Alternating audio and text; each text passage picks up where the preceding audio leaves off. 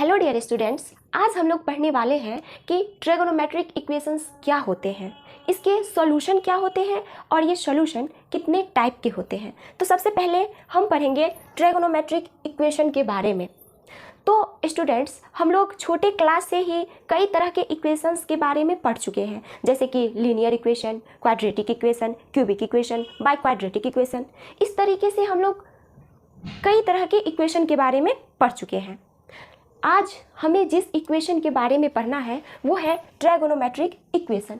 तो जैसा कि नाम से ही जाहिर होता है कि ऐसा इक्वेशन जिसमें ट्राइगोनोमेट्रिक फंक्शंस हो उन्हें हम लोग ट्राइगोनोमेट्रिक इक्वेशन कहेंगे। और वो जो ट्राइगोनोमेट्रिक फंक्शंस होंगे वो अननोन एंगल का होना चाहिए। मीन्स हम लोग तो जानते हैं कि टोटल 6 टाइप के ट्राइगोनोमेट्रिक फंक्शंस होते हैं, जैसे साइन, कॉस, टेन, कोसेक, सेक और कॉट। अगर ये ट्राइगोनोमेट्रिक फंक्शन अननोन एंगल के हो, जैसे sine x, cos x, tan x, cot x, cosec x और सेक एक्स, तो यहाँ पे आप लोग देख सकते हैं कि ये 6 trigonometric functions unknown angle x के हैं, है ना। तो अगर अननोन एंगल वाले ट्राइगोनोमेट्रिक फंक्शंस किसी इक्वेशन में हो तो हम उस इक्वेशन को ट्राइगोनोमेट्रिक इक्वेशन कहेंगे। तो इसको हम इस तरीके से डिफाइन भी कर सकते हैं कि equation which involve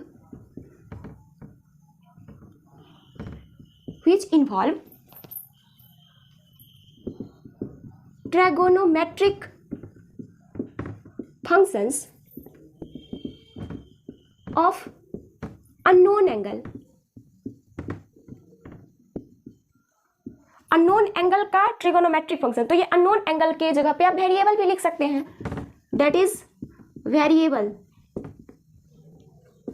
are known as trigonometric equations.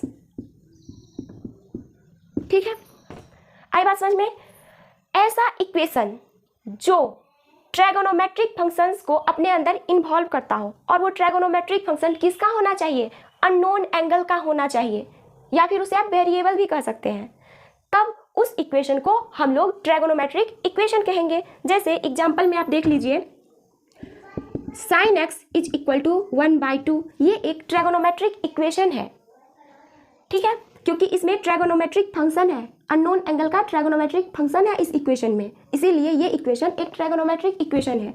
उसी तरीके से sec x plus tan x is equal to √3, ये भी एक ट्राइगोनोमेट्रिक इक्वेशन है। या फिर tan x is equal to 1, तो ये सब क्या है, ट्राइगोनोमेट्रिक इक्वेशंस है। तो आप लोग समझ चुके हैं कि ट्राइगोनोमेट्रिक इक्वेशंस क्या होते हैं। चाहे वो कोई भी इक्वेशन हो, अगर उसमें आपको इन 6 में से कोई दिख जाए, है ना, कोई भी, कम से कम कोई एक भी अगर आपको दिख जाए, तो आप उस इक्वेशन को ट्राइगोनोमेट्रिक इक्वेशन कहेंगे। ओके, अब हम लोग इक्वेशन तो समझ गए कि ट्राइगोनोमेट्रिक इक्वेशन क्या होता है। अब हम लोग बात करेंगे इसके सॉल्यूशन के बारे में कि ट्राइगोनोमेट्रिक इक्वेशन का सॉल्यूशन क्या होगा। तो जैसे हम लोग छोटे क्लास में कोई लीनियर इक्वेशन लेते थे और उसका सॉल्यूशन हमसे पूछा जाता था, तो हम क्या कहते थे कि x का ऐसा वैल्यू जो इस इक्वेशन को सेटिस्फाई करे, उसी को हम लोग इस इक्वेशन का सॉल्यूशन कहेंगे। तो बताइए x का ऐसा कौन सा वैल्यू होगा जिसके लिए LHS is equal to RHS हो जाएगा। तो x के जगह पे जब आप -8 लेंगे तो -8, ये जो इक्वेशन है ये -8 + 8 मिलके 0 बन जाएगा, है ना। तो x का वैल्यू -8 इस लीनियर इक्वेशन का सॉल्यूशन हो जाएगा, है ना। तो उसी तरीके से आज भी अगर आपसे पूछा जाए कि trigonometric equation sine x is equal to 1/2 का सॉल्यूशन क्या होगा, मीन्स हमें x के ऐसे वैल्यू को बताना है जिसके लिए sine x is equal to 1/2 हो जाए। तो साइन एक्स का वैल्यू 1/2 कब होगा, जब x π/6 होगा, है ना, या फिर 30 डिग्री होगा। तो जब आप x इज इक्वल टू π/6 लेंगे तो साइन π/6 यानी कि sine 30 degree is equal to 1/2 होगा, है ना। तो हम कहेंगे कि π/6 इस ट्राइगोनोमेट्रिक इक्वेशन का सॉल्यूशन है। आई बात समझ में। अब ये जो सॉल्यूशन होता है ना किसी भी ट्राइगोनोमेट्रिक इक्वेशन का, वो इनफाइनाइट नंबर में होता है। कैसे, अभी हम लोग उसका बात करेंगे। तो आप लोग इसे नोट कर लीजिए। यदि आपसे कोई पूछे कि क्या सिर्फ x is equal to pi by 6 ही इस ट्रायगोनोमेट्रिक इक्वेशन का सॉल्यूशन होगा, तो आपका जवाब होना चाहिए नहीं, क्योंकि इस इक्वेशन के पास इनफाइनाइट नंबर ऑफ सॉल्यूशंस होंगे। पॉजिटिव सॉल्यूशन भी होंगे और निगेटिव सॉल्यूशंस भी होंगे। मीन्स x का वैल्यू आपको पॉजिटिव भी आएगा और निगेटिव भी आएगा, जिसके लिए आपको साइन x का वैल्यू 1/2 होगा। मीन्स आपको x के जगह पे इनफाइनाइट नंबर ऑफ एंगल्स मिलेंगे, जिसके लिए साइन x 1/2 होगा। कैसे? तो देखिए, हम लोग जानते हैं कि साइन x जो है वो एक पीरियोडिक फंक्शन होता है ना, जिसका पीरियड 2π होता है। और इसका ग्राफ, ये जो साइन x है ना, इसका पीरियड 2π होता है। और इसका ग्राफ हम लोग पिछले वीडियो लेक्चर में देखे थे और अभी भी आप देख सकते हैं। अगर आपको याद नहीं हो तो पिछला वीडियो देख सकते हैं। ये x एक्सिस है और ये y एक्सिस है। तो इसका जो ग्राफ था कुछ इस तरीके से बन रहा था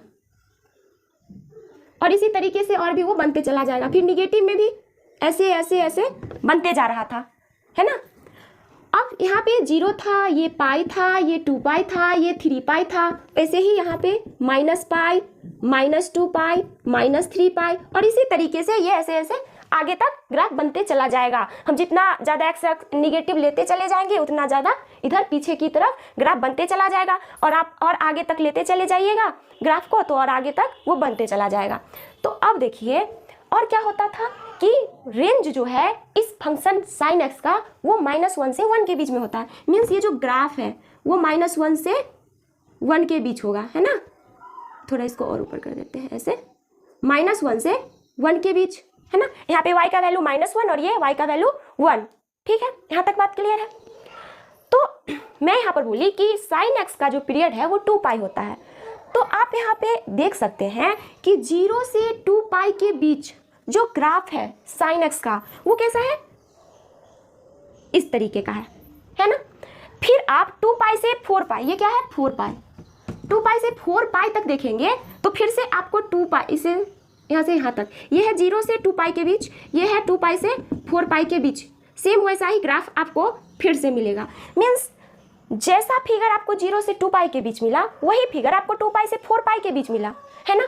फिर वैसे ही जैसा फिगर आपको 0 से -2π के बीच मिलेगा, 0 से -2π, या फिर ऐसे लिख सकते हैं -2π से 0 के बीच जो फिगर बनेगा वही फिगर आपको फिर -4π से -2π के बीच मिलेगा, है ना। ये 2 यहाँ पे है, ठीक है ना, -2π to 0, तो आपको फिर से वही फिगर मिलेगा। आप यहाँ पे बना के देखिएगा, आपको वही फिगर मिलेगा।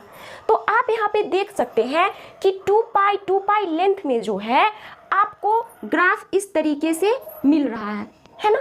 तो इसका मतलब है कि इस फंक्शन का जो पीरियड है वो 2π है, क्योंकि 2π के बाद आपको फिर से वही फिगर मिल रहा है। वही फिगर मिलने का मतलब आपको फिर से वही वैल्यू मिलेगा, तब तो ग्राफ ऐसा बना है ना। जैसे साइन 0 डिग्री का जो वैल्यू होगा वही साइन 2π का भी होगा, साइन π/2 का जो वैल्यू होगा वही यहाँ पे साइन 3π/2 का होगा, है ना। अब आप साइन 30 डिग्री का देखें या साइन 360 डिग्री प्लस 30 डिग्री का देखें, मीन्स 2π के बाद आपको फिर से वही वैल्यूज देखने को मिलेंगे। आई बात समझ में?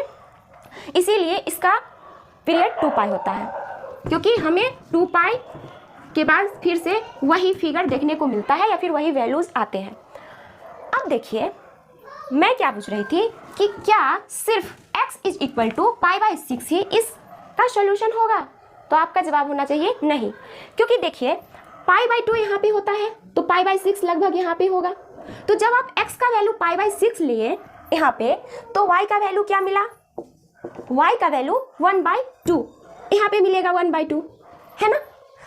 तो ये जो पॉइंट है, ये पॉइंट का कोऑर्डिनेट क्या हो जाएगा इस पॉइंट का, अगर मैं इसको a से रिप्रेजेंट करूं तो इस पॉइंट a का कोऑर्डिनेट जो है वो हो जाएगा π/6 और 1/2, है ना। अगर मैं आपसे पूछूं कि y का वैल्यू 1/2 और कहां कहां मिलेगा, तो ये बताने का सबसे सिंपल तरीका है, आप y x एक्सिस के पैरेलल एक लाइन खींच दीजिए ऊपर की ओर, है ना। x एक्सिस के ऊपर और x एक्सिस के पैरेलल आप लाइन खींचिए, y is equal to 2, y is equal to 1/2 का आप लाइन खींचिए। वो लाइन इस ग्राफ को जहां जहां जिस जिस पॉइंट पे इंटरसेक्ट करेगा उस पॉइंट पे y का वैल्यू 1/2 होगा, है ना। तो देखिए, आप यहाँ पे इस तरीके से लाइन खींच दीजिए, इधर भी ये लाइन होगा, y इज इक्वल टू 1/2 का लाइन ये भी होगा, है ना। तो देखिए ये जो लाइन है y इज इक्वल टू 1/2 का, ये लाइन ग्राफ को यहाँ पर भी इंटरसेक्ट कर रहा है, यहाँ पर भी इंटरसेक्ट कर रहा है, यहाँ पर भी इंटरसेक्ट कर रहा है, और भी आप ग्राफ को आगे बढ़ाते जाइएगा तो और भी इस तरीके का इंटरसेक्शन पॉइंट आपको मिलते जाएगा। निगेटिव में भी देखिए यहाँ पर भी इंटरसेक्ट कर रहा है y is equal to 2 line graph को, y is equal to 1/2 line graph को, यहाँ पर भी इंटरसेक्ट कर रहा है y is equal to 1/2 graph को, यहाँ पर भी इंटरसेक्ट कर रहा है। इस पॉइंट पे ग्राफ को जो y is equal to 1/2 line intersect कर रहा है, इसका क्या मतलब है कि इस पॉइंट पे, इन सारे पॉइंट्स पे y का वैल्यू 1/2 होगा। यहाँ पे y का वैल्यू 1/2 होगा, यहाँ पर भी y का वैल्यू 1/2 होगा, यहाँ पर भी y का वैल्यू 1/2 होगा, फिर यहाँ पर भी y का वैल्यू 1/2 होगा, फिर यहाँ पर भी y का वैल्यू 1/2, इसी तरीके से y का वैल्यू 1/2 मिलते चला जाएगा। अब जरा देखिए, तो आपको यहाँ पे y का वैल्यू 1/2 कैसे मिला होगा? कुछ ना कुछ x का तो यहाँ पे वैल्यू होगा जिसके कारण आपको y का वैल्यू 1/2 मिला होगा। कुछ ना कुछ तो यहाँ पे x का वैल्यू होगा, यहाँ पे भी होगा, यहाँ पे भी होगा, फिर इसी तरीके से जहाँ जहाँ पे y का वैल्यू 1/2 होगा वहाँ पे x का तो कोई ना कोई वैल्यू होगा। यहाँ पर भी अगर y का वैल्यू 1/2 है तो यहाँ पर भी तो x का कुछ ना कुछ वैल्यू होगा, निगेटिव होगा, सही है। x यहाँ पे निगेटिव है तो x का वैल्यू निगेटिव ही होगा, तो उसी निगेटिव वैल्यू के लिए ना y का वैल्यू 1/2 मिलेगा। यहाँ पर भी y 1/2 है तो यहाँ पर भी कुछ ना कुछ x का वैल्यू जरूर होगा, क्योंकि x का वैल्यू हम पुट करेंगे तब तो हमें y का वैल्यू 1/2 मिलेगा ना। तो आप यहाँ पे देख सकते हैं कि आपको x का वैल्यू पॉजिटिव एंगल भी मिलते चला जाएगा, क्योंकि जो जो वैल्यू आपको x का मिलेगा वो एक एंगल को रिप्रेजेंट कर रहा है, क्योंकि हम लोग x एक्सिस पे एंगल को ले रहे हैं, तो एंगल को रिप्रेजेंट कर रहा है x का वैल्यू, तो वो एंगल पॉजिटिव भी होगा और निगेटिव भी होगा, है ना। और आप जितना आगे तक ग्राफ को लेते चले जाइएगा उतना ज़्यादा आपको x का वैल्यू मिलेगा। आप निगेटिव में जितना पीछे जाते जाइएगा उतना निगेटिव में आपको x का वैल्यू मिलेगा, जिसके कारण y का वैल्यू 1/2 मिलेगा, है ना। तो हम लोग जानते हैं कि साइन x जो फंक्शन है इसका डोमेन ऑल रियल नंबर होता है, रियल नंबर होता है ना। साइन x का जो डोमेन है, domain of sine x is equal to all real number होता है। मीन्स इधर से आप प्लस इन्फिनाइट तक जा सकते हैं और इधर माइनस इन्फिनाइट तक जा सकते हैं, और वो सारे नंबर्स इसके डोमेन होंगे। तो जब वो सारे नंबर्स इसके डोमेन होंगे तो ये ग्राफ भी इन्फिनाइट तक जाएगा पॉजिटिव में और माइनस इन्फिनाइट तक जाएगा निगेटिव में। तो जब ग्राफ प्लस इन्फिनाइट से माइनस इन्फिनाइट तक जाएगा तो हमें line y is equal to 1/2 से जो वो ग्राफ का इंटरसेक्शन होगा तो हमें बहुत सारे इंटरसेक्शन पॉइंट्स भी मिलेंगे, और वो इंटरसेक्शन पॉइंट्स मिलने का क्या मतलब है, y का वैल्यू 1/2 मिलने का क्या मतलब है कि x का भी वैल्यू मिलेगा। मीन्स आपको x का वैल्यू निगेटिव में भी infinite number of negative value भी मिलेगा और infinite number of positive value भी मिलेंगे x के, जिसके लिए y का वैल्यू 1/2 होगा। तो अब आई बात समझ में कि मैं क्यों कह रही थी कि इस इक्वेशन के पास, इस ट्रायगोनोमेट्रिक इक्वेशन के पास इनफाइनाइट नंबर ऑफ सॉल्यूशंस होंगे। आप सिर्फ इसी का ही नहीं और भी कोई भी ट्रायगोनोमेट्रिक इक्वेशन लेंगे तो उसके पास बहुत सारे सॉल्यूशंस आपको देखने को मिलेंगे, क्योंकि ट्रायगोनोमेट्रिक फंक्शन एक पीरियोडिक फंक्शंस होते हैं। ठीक है ना, आ गई बात समझ में। अब देखिए, अब यहाँ से ये बात आती है, हम तो ट्रायगोनोमेट्रिक इक्वेशन समझ गए, ट्रायगोनोमेट्रिक इक्वेशन का सॉल्यूशंस को भी समझ गए। अब हम बात करेंगे कि ये जो सॉल्यूशंस हैं वो कितने टाइप के होते हैं, है ना, मतलब सॉल्यूशंस कितने टाइप के होते हैं। तो देखिए, हम लोग टू टाइप के सॉल्यूशंस के बारे में पढ़ेंगे। पहला है principal solution, principal solution, principal solution, और इसका हिंदी होता है मुख्य मान। और दूसरा है general solution, general solution, general solution का मतलब होता है सामान्य मान, है ना। तो देखिए, प्रिंसिपल सॉल्यूशन और जनरल सॉल्यूशन में क्या अंतर है, मीन्स प्रिंसिपल सॉल्यूशन क्या होता है और जनरल सॉल्यूशन क्या होता है किसी भी ट्रायगोनोमेट्रिक इक्वेशन का। हम तो जान चुके हैं कि इनफाइनाइट नंबर ऑफ सॉल्यूशंस होंगे, है ना। तो किस सॉल्यूशन को हम लोग प्रिंसिपल सॉल्यूशन कहेंगे और किस टाइप के सॉल्यूशन को हम लोग जनरल सॉल्यूशन कहेंगे। तो देखिए, जब आप किसी भी ट्रायगोनोमेट्रिक इक्वेशन का सॉल्यूशन या फिर वेरिएबल का वैल्यू 0 से 2 पाई के बीच लेंगे तो उन्हीं वैल्यूज को हम लोग उस इक्वेशन का प्रिंसिपल सॉल्यूशन कहेंगे। जैसे ये एक ट्रिगोनोमेट्रिक इक्वेशन है ना। अगर आप इस ट्रिगोनोमेट्रिक इक्वेशन का सॉल्यूशन या फिर x का वैल्यू, अगर आप x का वैल्यू 0 से बड़ा या बराबर और 2 पाई से छोटा या उसके बराबर लेते हैं तो x के उन्हीं वैल्यूज को हम लोग उस ट्रिगोनोमेट्रिक इक्वेशन का सॉल्यूशन कहेंगे। मींस अगर आप 0 से 2 पाई के बीच जहां जहां पे उस ट्रिगोनोमेट्रिक इक्वेशन का सॉल्यूशन मिलेगा वो पॉइंट्स, मतलब x के वो वैल्यूज ट्रिगोनोमेट्रिक इक्वेशन के प्रिंसिपल सॉल्यूशन होंगे।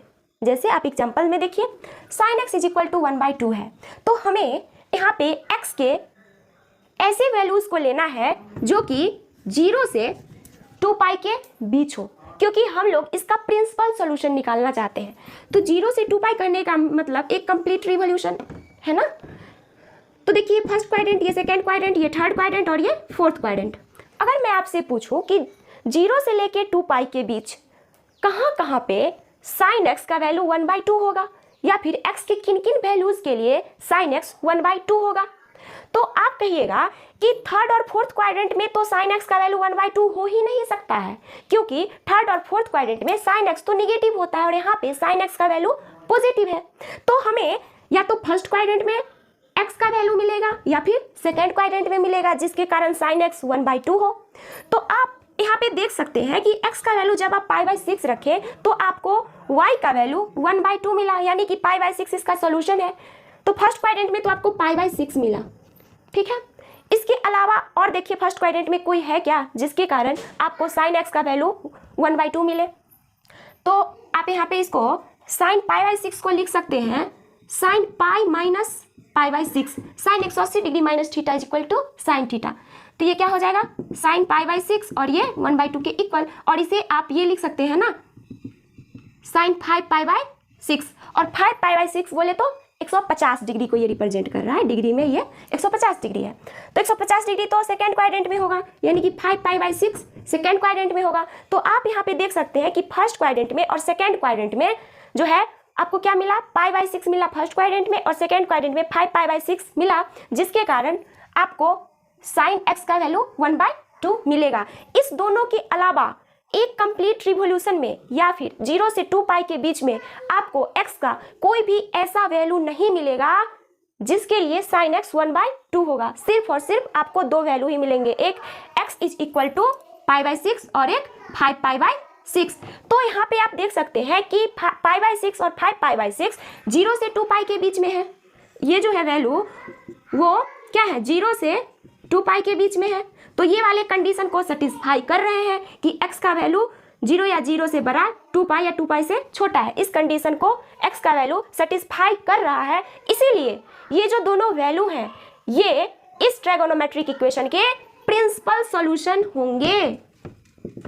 प्रिंसिपल सॉल्यूशन आई बात समझ में। तो आप कोई भी ट्रायगोनोमेट्रिक इक्वेशन ले लीजिए, अगर उसका प्रिंसिपल सॉल्यूशन निकालने के लिए कहा जाए तो आप 0 से 2 पाई के बीच में ऐसे एंगल्स को लीजिए जिसके लिए वो इक्वेशन सेटिस्फाई हो जाए, और वही एंगल्स उस ट्रायगोनोमेट्रिक इक्वेशन के सॉल्यूशन हो जाएंगे, प्रिंसिपल सॉल्यूशन हो जाएंगे। आई बात समझ में। तो प्रिंसिपल सॉल्यूशन के लिए हमें 0 से 2 पाई के बीच का एंगल लेना होता है, ठीक है। अब जो दूसरा सॉल्यूशन है जनरल सॉल्यूशन, वो क्या है उस पर बात करते हैं।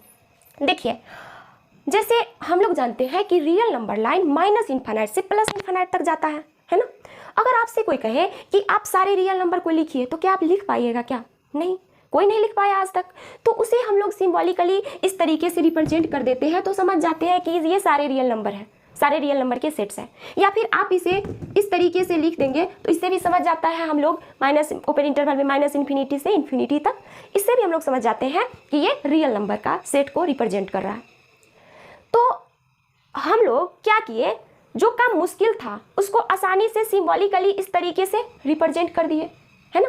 तो उसी तरह जब आपको किसी ट्रायगोनोमेट्रिक इक्वेशन के सारे सॉल्यूशंस को लिखने को कहा जाए तो क्या आप लिख पाइएगा? नहीं लिख पाइएगा, क्योंकि ट्रायगोनोमेट्रिक इक्वेशंस के पास इनफाइनाइट नंबर ऑफ सॉल्यूशंस होंगे और सारे सॉल्यूशंस को लिखना आसान नहीं है, मतलब कोई लिख ही नहीं पाया आज तक। तो क्या करते हैं, उसके लिए भी हम लोग एक ऐसे सॉल्यूशन को लिखेंगे जो सारे सॉल्यूशन को अपने अंदर कंटेन करता होगा, है ना। अब देखिए जैसे कि यहाँ पे sine x is equal to 1/2 के पास इनफाइनाइट नंबर ऑफ सॉल्यूशंस होंगे, है ना। तो ये इनफाइनाइट नंबर ऑफ सॉल्यूशन जहाँ जहाँ पे पॉइंट मिल रहा है हमें x का, जिसके कारण y इज इक्वल टू 1/2 है, वो सारे पॉइंट्स इसके सॉल्यूशंस होंगे।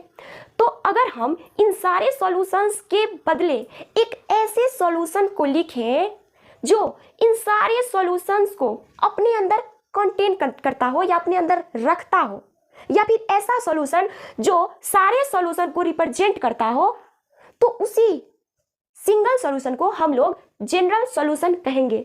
और जनरल सॉल्यूशन में हम लोग n का यूज करते हैं, जहां पे n इंटीजर्स होते हैं, है ना। तो हम लोग क्या करेंगे, n का यूज करके एक जनरल सॉल्यूशन लिखेंगे, जो सॉल्यूशन किसी भी ट्रायगोनोमेट्रिक इक्वेशन के सारे सॉल्यूशंस को अपने अंदर कंटेन करता होगा, है ना। तो अब हम लोग 3 टाइप के इक्वेशंस का जनरल सॉल्यूशंस निकालना सीखेंगे। अब हम लोग ट्रायगोनोमेट्रिक इक्वेशंस के जनरल सॉल्यूशंस को कैसे निकाला जाता है उसके बारे में बात करेंगे। तो हम लोग प्रिंसिपल सॉल्यूशन निकालना समझ चुके हैं कि 0 से 2 पाई के बीच में हमें ऐसे एंगल्स को लेना है जो कि उस इक्वेशन को जिसका हम सॉल्यूशन निकाल रहे हैं सेटिस्फाई करता हो, तो x का वही वैल्यूज जो होगा उस इक्वेशन का प्रिंसिपल सॉल्यूशन होगा। जनरल सॉल्यूशन में हमें एक सिंगल सॉल्यूशन को लिखना है n का यूज करके, जहाँ पे n इंटीजर है जो उस ट्रायगोनोमेट्रिक इक्वेशन के सारे सॉल्यूशंस को अपने अंदर कंटेन करता हो। तो अब हम लोग क्या करेंगे, ट्रायगोनोमेट्रिक इक्वेशंस के सॉल्यूशन जो है जनरल सॉल्यूशन को निकालना सीखेंगे। तो इसे आप लोग नोट कर लीजिए। तो ये सबसे पहला ट्रायगोनोमेट्रिक इक्वेशन है जिसका हम लोग सॉल्यूशन निकालेंगे, या फिर जनरल सॉल्यूशन जिसका हम निकालेंगे। तो हमें जनरल सॉल्यूशन निकालने का क्या मतलब है कि हम इस इक्वेशन के सारे सॉल्यूशंस को निकालेंगे, है ना, या फिर हमें x के लिए एक ऐसा वैल्यू चाहिए जिसके लिए sin x is equal to sine y हो, है ना।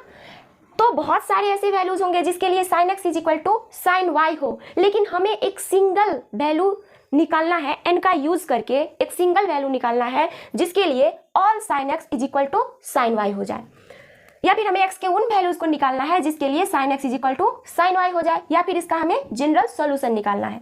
तो देखिए इसका जनरल सॉल्यूशन कैसे निकालेंगे। तो अब देखिए sin x is equal to sine y दिया हुआ है, तो sin x minus sine y आप इसे लिख सकते हैं इज इक्वल टू 0, है ना।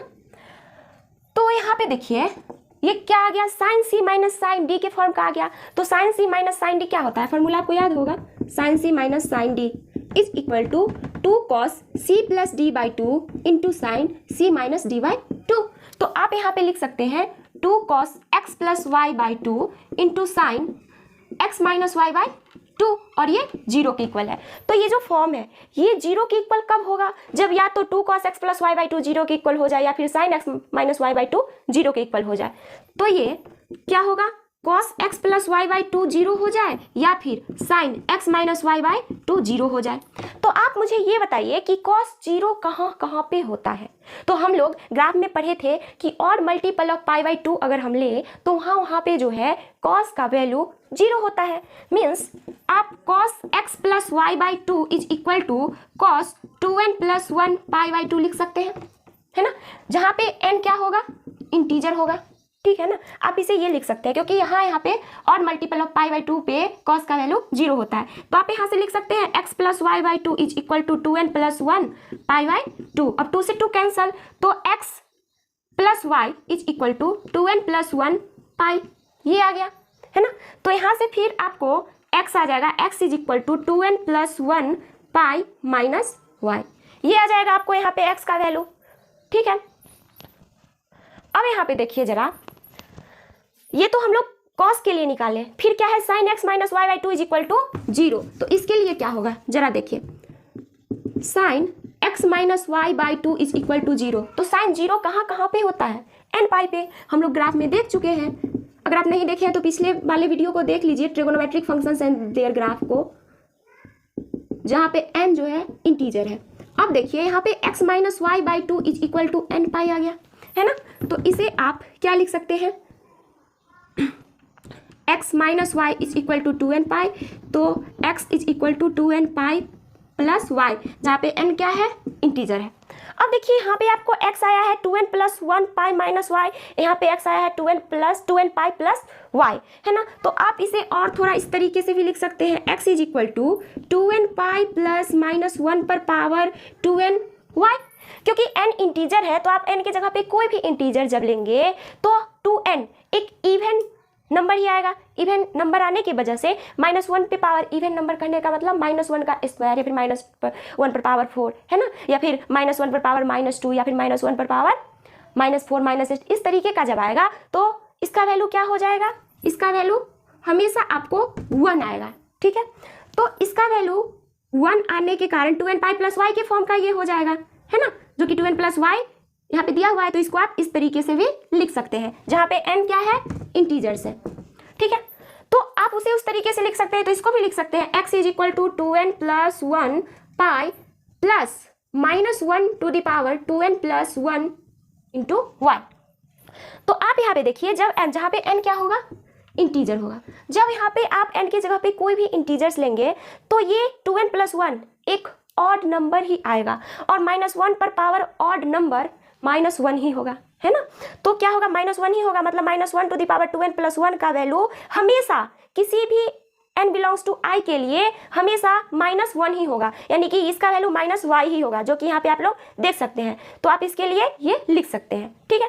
अब देखिए यहाँ पे ये फॉर्म आया है, यहाँ पे ये फॉर्म आया है, x के साथ x का जो ये वैल्यू आया है, इसमें पाई जो है, पाई का मल्टीपल और नंबर के साथ है, पाई का मल्टीप्लिकेशन और नंबर के साथ है, यहाँ पे पाई का मल्टीप्लिकेशन इवन नंबर के साथ है, मीन्स पाई का मल्टीप्लिकेशन इवन और ऑड दोनों नंबर के साथ है। तो आप इस दोनों को कंबाइन करके ये लिख सकते हैं, क्या, इसको और इसको कंबाइन, इसको आप इक्वेशन फर्स्ट मान लीजिए और इसको इक्वेशन सेकेंड मान लीजिए। Combining equation first and second, combining equation first and second we get, जब आप फर्स्ट और सेकेंड इक्वेशन को कंबाइन कीजिएगा तो क्या होगा, जरा देखिए, यहाँ पे पाई का मल्टीप्लिकेशन विषम संख्या के साथ है, यहाँ पे सम संख्या के साथ है, यहाँ पे -1 का पावर 2n यानी कि सम संख्या है, इवन नंबर है, यहाँ पे -1 का पावर ऑड नंबर है।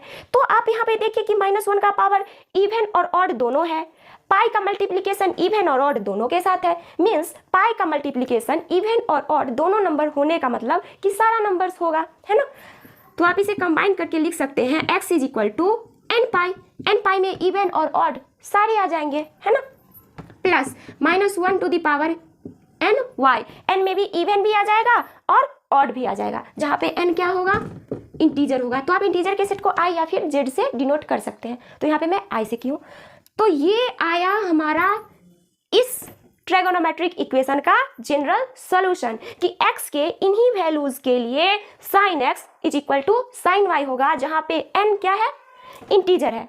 आगे बात समझ में, तो ये है जनरल सॉल्यूशन। अब ये जो सॉल्यूशन है इसका यूज हम लोग एक फॉर्मूला के तौर पे करेंगे, कैसे, उसे मैं आप लोगों को बताती हूँ, पहले आप लोग इसे नोट कर लीजिए। अब इसका यूज एक फॉर्मूला के तौर पे कैसे करेंगे, जरा देखिए,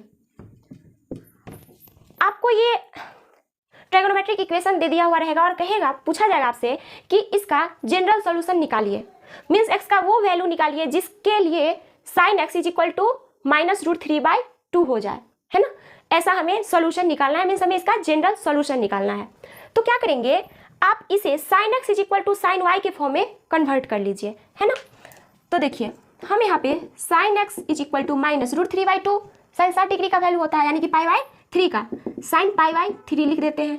यहाँ पे आप -sin π/3 को पाई प्लस π/3 लिख सकते हैं ना, है ना, 180 degree plus theta is equal to -sin theta. तो आप ये क्या हो जाएगा, sin 4π/3, ये किसका वैल्यू था, sin x का। तो आप sin x is equal to sin y के फॉर्म में चेंज कर लिए हैं, क्योंकि हमें इस फॉर्म के लिए ये सॉल्यूशन दिया हुआ है, इसीलिए हमें पहले इस फॉर्म में इसे चेंज करना होगा। और यहाँ पे y क्या है, 4π/3 है, इसका कंपेयर इससे करें तो अब इसका जो जनरल सॉल्यूशन होगा x इज इक्वल टू क्या होगा, n पाई, इसका यूज करके n pi plus -1 to the power n y है ना, तो y की जगह पे 4π/3 where n belongs to i। तो ये जो सॉल्यूशन आया है इस इक्वेशन का ये जनरल सोल्यूशन आया है। आप यहाँ पे n के जगह पे 0 1 2 3 4 5 6 dot dot dot -1 -2 -3 -4 -5 dot dot dot दे के वैल्यू पुट कर करके इसका इनफाइनाइट नंबर ऑफ सॉल्यूशंस निकाल सकते हैं और ये जो है इसका जनरल सोल्यूशन है। आई बात समझ में? अब इसी तरीके से हम लोग cos x is equal to cos y का भी जनरल सोल्यूशन निकालेंगे। इसे आप लोग नोट कर लीजिए। ट्रायगोनोमेट्रिक है, दूसरा जो ट्रायगोनोमेट्रिक इक्वेशन है वो है cos x is equal to cos y। इसका हमें जनरल सोल्यूशन निकालना है, तो क्या करेंगे हम इसे cos x minus cos y is equal to 0 लिख सकते हैं, यानी कि cos c minus cos d का फॉर्मूला याद है क्या आप लोगों को? मैं सारा बता दी थी। तो देखिए cos c minus cos d जो होता है वो होता है -2 sin c plus d by 2 into sine c minus d by 2। ये होता है formula -2 sin c plus d by 2 into sine c minus d by 2। तो अब देखिए यहाँ पे इसका यूज करते हैं, -2 sin x plus y by 2 into sine x minus y by 2 is equal to 0। तो ये 0 कब होगा? या तो ये 0 हो जाए या ये 0 हो जाए, यानी कि sine x plus y by 2 0 हो जाए या sine x minus y by 2 0 हो जाए या फिर दोनों 0 हो जाए, तब तो इसका वैल्यू 0 होगा ना। तो अब देखिए साइन का वैल्यू 0 कब होता है? तो अभी हम लोग देखे हैं कि साइन का वैल्यू 0 पे, पाई पे, 2 पाई पे, 3 अभी ग्राफ देखे थे ना हम लोग। तो n पाई पे जो है साइन का वैल्यू 0 होता है, जहाँ पे n इंटीजर होता है। तो यहाँ पे हम x प्लस वाई बाई 2 की जगह पे n पाई लिख सकते हैं। तो x plus y by 2 is equal to n pi, और यहाँ से भी x minus y by 2 is equal to n pi, है ना। तो ये क्या आ जाएगा? x plus y is equal to 2n pi, जहाँ पे n क्या होगा? इंटीजर होगा, ठीक है। और यहाँ से x minus y is equal to 2n pi, ठीक है। अब ये देखिए x is equal to 2n pi minus y, और यहाँ से x is equal to 2n pi plus y, ये आ जाएगा। तो एक बार प्लस वाई आ रहा है और एक बार माइनस वाई आ रहा है, तो आप इस दोनों को कंबाइन करके इस इक्वेशन को और इस इक्वेशन को कंबाइन करके x का एक सिंगल वैल्यू लिख सकते हैं, 2n pi plus minus y where n belongs to i, ठीक है। तो ये जो है इस इक्वेशन का जनरल सॉल्यूशन है, ठीक है। तो इसका यूज हम लोग एक फार्मूला के तौर पे करते हैं। कैसे? जरा देखिए, अगर आपको दे दिया जाए कि cos x is equal to 1/2, ये ट्रायगोनोमेट्रिक इक्वेशन का, इस ट्रायगोनोमेट्रिक इक्वेशन का जनरल सॉल्यूशन निकालिए, है ना। तो आप कैसे निकालिएगा? क्योंकि cos वाले फॉर्म में इसको चेंज करना पड़ेगा, cos x is equal to cos y के फॉर्म में चेंज करना पड़ेगा, तब तो हम इसके लिए ये सॉल्यूशन लिखेंगे ना। तो सबसे पहले इसको cos x is equal to cos y के फॉर्म में चेंज कीजिए। तो यहाँ पे आप लिख सकते हैं cos x is equal to cos pi by 3, है ना। cos 60 डिग्री का वैल्यू 1/2 होता है, ठीक है। तो आप इसे cos x is equal to cos y के फॉर्म में चेंज कर चुके हैं। ये यहाँ पे y के लिए क्या है? पाई बाई 3 है। तो आप इसका जनरल सॉल्यूशन क्या लिखेंगे? x is equal to 2n pi plus minus y की जगह पे पाई बाई 3, जहाँ पे n क्या है? इंटीजर है। तो ये जो आया है x का ये वैल्यू, यही इस ट्रायगोनोमेट्रिक इक्वेशन का जनरल सॉल्यूशन है। यहाँ पे आप i के जगह पे अलग अलग तरह से इंटीजर रख के, अलग अलग इंटीजर रख के और इसका इनफाइनाइट नंबर ऑफ सॉल्यूशंस निकाल सकते हैं, और ये जनरल सॉल्यूशन है, ठीक है। आगे बात समझ में। और एक बात, जब आप इसमें कोई भी इंटीजर डालेंगे और इसका वैल्यू 0 या 0 से बड़ा और 2 पाई या उससे छोटा आ जाए, तो उसका जो वैल्यू होगा x का, वो वैल्यू जिसके लिए हम जब इसमें n इंटीजर डालेंगे तो कभी कभी क्या होगा, x का जो वैल्यू आएगा वो 0 या 0 से बड़ा, 2 पाई या 2 पाई से छोटा आएगा। तो x के उन वैल्यूज को हम लोग इस ट्रायगोनोमेट्रिक इक्वेशन का प्रिंसिपल सॉल्यूशन कहेंगे, और इसे तो हम लोग जनरल सॉल्यूशन बोलेंगे, ठीक।